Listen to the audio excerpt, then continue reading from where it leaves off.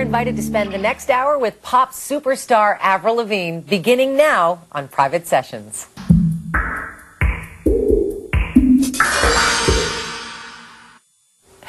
We just heard Girlfriend, the first single off Avril Lavigne's third album, The Best Damn Thing. Let me tell you, it is the best damn thing. Congratulations on the release of the album.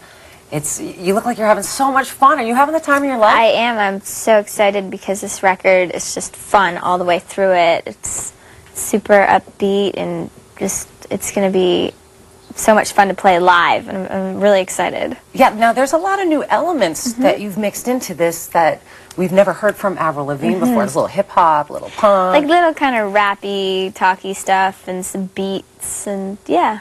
I've definitely grown and evolved and done some new stuff, and at the same time still like kept my sound, which is I think important. Yeah, you definitely have. Now, were you a little nervous at first when you got into the studio and you were going to try all these new elements, or do you just? I didn't actually think about it, and that's kind of what's good is that it was like natural, everything I did. So the only thing I thought about before going in the studio was just making this record really fun.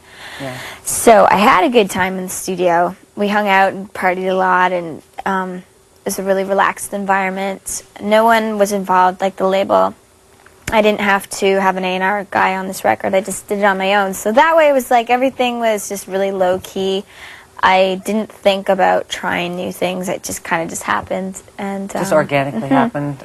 It's good to be in a comfortable atmosphere, and the atmosphere is also really fun, so that comes across on the record, the energy that we're, It certainly does. And it doesn't just speak, especially Girlfriend, it doesn't just speak to your teenage audience, your 20-somethings, your tweens.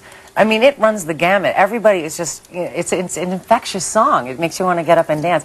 And speaking of that song, you recorded the chorus of that song in 8 different languages. Yeah. I think it was Hindu, Mandarin, Japanese, German, French, Italian. Spanish. Yeah. I didn't do Hindi, but I did all the other ones. Yeah, basically because I'm really lucky. I have such a huge fan base worldwide, and I have so many different fans that speak all these different languages, so we, did it for the fans, and it was a crazy experience. It was actually, it was pretty difficult. It surprised me, because I was like, yeah, sure, I'll do it, and like, it took me like 2 hours for each language. It's crazy. Wait, only 2 hours? It would have taken me weeks to learn each language. Yeah, I guess. That's a difficult task. It was definitely easy to say it, but it was like when I had to sing it.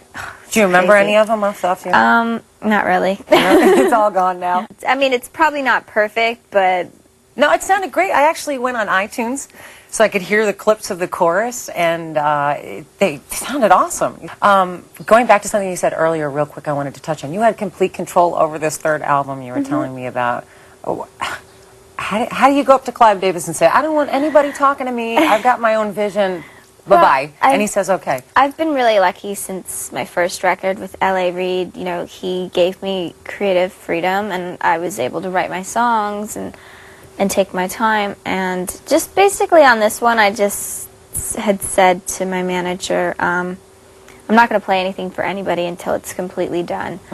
And I just picked my I dealt with everything, and I'm older now, and now it's my third record, so I can do that kind of stuff. And when I know what I'm going to do, I don't really need anyone there. Would have been just a pain in the ass just to have someone there. I bet a lot of people feel that way. Tell me about I Can Do Better. I Can Do Better is the second track on the record, and it's one of my favorite ones.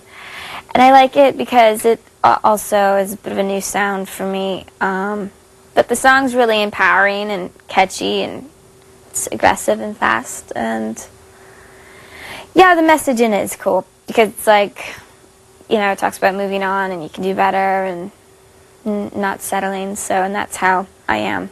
All right, well, why don't we listen to it right now, shall we? From the album, The Best Damn Thing, here is I Can Do Better.